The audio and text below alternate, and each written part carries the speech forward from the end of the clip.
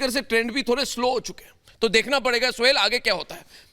बड़ी चीज ये कि छत्तीसगढ़ में अगर, क्योंकि नक्सल प्रभावित इलाका भी है, आदिवासी इलाका भी है, अगर बीजेपी गेन करती है तो क्या इसका क्रेडिट प्रधानमंत्री को जाएगा? शहजाद, क्या छत्तीसगढ़ में देर से जोर लगाया बीजेपी ने? बेशक प्रधानमंत्री ने भी 7-8 रैलियां की, योगी आदित्यनाथ भी वहां थे, और सीपी जोशी की भाई अभी शुरुआती बढ़त है, ये बढ़त और बढ़ती जाएगी।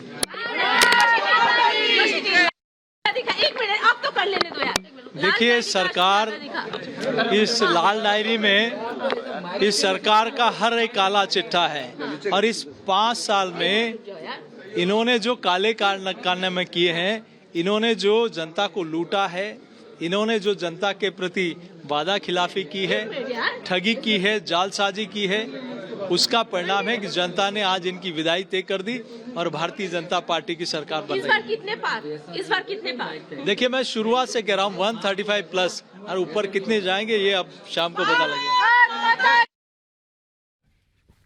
तो अब राजस्थान में जो मैं आपको बताऊं, बीजेपी राजस्थान में 100, कांग्रेस 88। बड़ी बात यह है, पूनावाला हमारे साथ लगातार बने हुए। शहजाद, अगर आप बताएं, बीजेपी 100 पर है और कांग्रेस लगभग 88 पर है। मेरा सवाल आपसे ये कि ये आपको लग रहा है, जो कहा जाता है रोटी हर 5 साल में पलट जाती है, ये रोटी पलटी है, या आपको लग रहा है कि क्योंकि कांग्रेस फिर भी 88 पर सस्टेन करती नजर आ रही?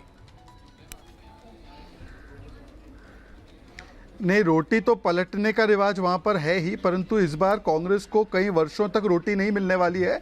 उनके स्टेट प्रेसिडेंट कांग्रेस के हारने वाले हैं। गहलोत जी भी अगर जीतेंगे तो बहुत कम मार्जिन से जीतेंगे, सचिन पायलट जी भी बहुत मुश्किल से जीतेंगे, गोविंद डोटासरा जी हारेंगे। आप नोट कीजिए, मैं आपको बता रहा हूँ, ये ट्रेंड्स अभी और आगे बढ़ेंगे। कांग्रेस पार्टी बहुत पीछे हो जाएगी राजस्थान में, मैं आपको एक कॉन्फिडेंस के साथ कह रहा हूँ। पिछले 5 राज्यों में जो परफॉर्मेंस भारतीय जनता पार्टी का था, हम उससे बेहतर परफॉर्म करेंगे, ये मैंने पहले से कहा था, और आज मैं समझता हूँ 5 राज्यों में जो रुझान आ रहे हैं तो मेरी बात को पुष्ट करें। इस तरह से मध्य प्रदेश में रुझान दिखा रहे हैं, एग्जिट पोल ने भी दिखाया, उनके हिसाब से जा रहे हैं, तो प्रमुख कारण क्या देख पा रहे हैं? नहीं, यहाँ मैं कमलनाथ का जरूर जिक्र करूंगा कि वो पीछे हैं, जो मैं मान के चलता हूं, और इसलिए इसके पीछे कारण है कि हमारे जो 4 स्तंभ, गरीब कल्याण का संकल्प, महिला सशक्तिकरण का संकल्प, हमारे बच्चों की जिंदगी हमसे बेहतर हो।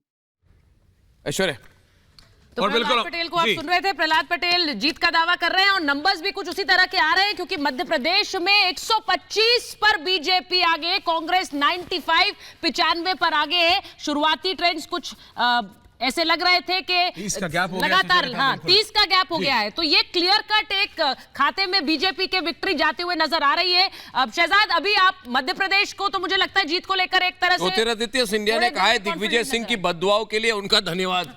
करण, क्या लग रहा है आपको? करण, ओवरऑल पिक्चर बताइए, क्या बड़ी जीत है। मध्य प्रदेश अब एक तरह से गुजरात जैसा हो गया है, हाथ से बाहर निकल गया कांग्रेस के। जैसे गुजरात एक बीजेपी का गढ़ है, अब मध्य प्रदेश हो चुका है। और प्रधानमंत्री मोदी की बात करनी होगी, क्योंकि मोदी जी ने आगे बढ़ के कहा कि एमपी के दिल में मोदी है, मोदी के दिल में एमपी है। यह प्रधानमंत्री की अपील शो करता है कि आज भी उनका ब्रांड कितना मजबूत है। 16 साल के एंटी इनकम्बेंसी के बावजूद इतनी अटकलें लगाई गई, पर फिर भी प्रधानमंत्री मोदी के लिए वोट है, शिवराज सिंह चौहान के लिए भी वोट है, और एमपी एक गढ़ बन चुका है अब बीजेपी का। साथ में अर्नब, एक और बात बोलनी होगी, राजस्थान में भी प्रधानमंत्री मोदी ने अपने को सामने रखा। उन्होंने साफ कहा है जो मेरी लाभार्थी स्कीम्स है वो बेस्ट उतरेंगी जब डबल इंजन की सरकार होगी। तो जो लोग ये कहते थे कि रीजनल लीडरशिप अगर ना उतारी जाए तो नहीं होगा, ऐसा नहीं है।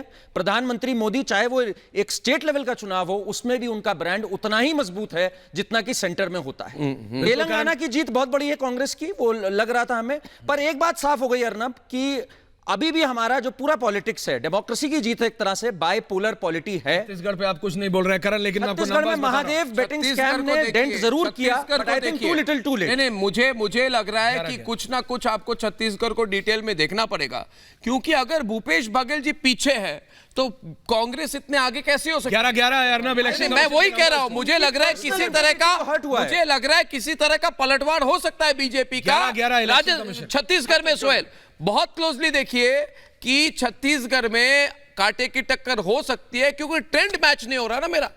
कोई अगर बीजेपी कांग्रेस का मुख्यमंत्री चेहरा अगर हार जाए तो फिर पार्टी कैसे स्वीप कर सकती है? तो हुआ ही नहीं इतिहास में, इतिहास में आज तक नहीं हुआ है, तो नहीं हो ही नहीं सकता है ये इतिहास में। नहीं, इतिहास में ऐसा कभी हुआ नहीं है कि आप ऐसा बोल रहे हैं कि अगर असम में हिमंता बिस्वा शर्मा हार जाए और बीजेपी जीत जाए, ये संभव ही नहीं है, संभव ही नहीं है। आप उत्तराखंड की बात करें, मैं कह रहा हूं आप छत्तीसगढ़ को बहुत क्लोजली देखिए। हिमाचल में भी हुआ था, अनुराग सही ठाकुर के पिताजी हार गए थे, बीजेपी जीत गई थी, वो होता है, लेकिन इतना डिसाइसिव नहीं होता। मैं आपको नंबर्स बता रहा हूं, छत्तीसगढ़ के आप देखिए। मैं और एक बात बताना चाहता हूं, देखिए ऐश्वर्या जी, अनुभव है मेरा, हाँ, अनुभव मेरा ये कहता है कि अभी 10 बजे से लेकर 11 बजे तक आप देखेंगे राजस्थान में और मध्य प्रदेश में बीजेपी की बढ़त बहुत आगे हो जाएगी। और अनुभव मेरा ये कह रहा है कि छत्तीसगढ़ में कांटे की टक्कर होने वाली है।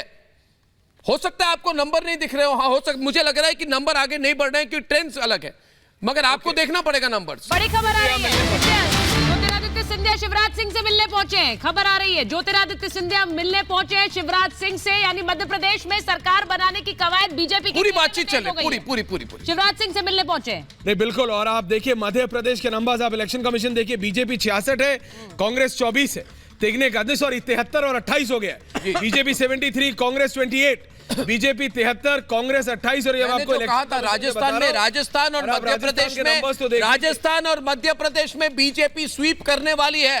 अब मान के चलिए ये बाकी सब प्लेइंग सेफ होता है, और वहां पे सिंधिया और ये बहुत बड़ी मीटिंग हो रही है इस वक्त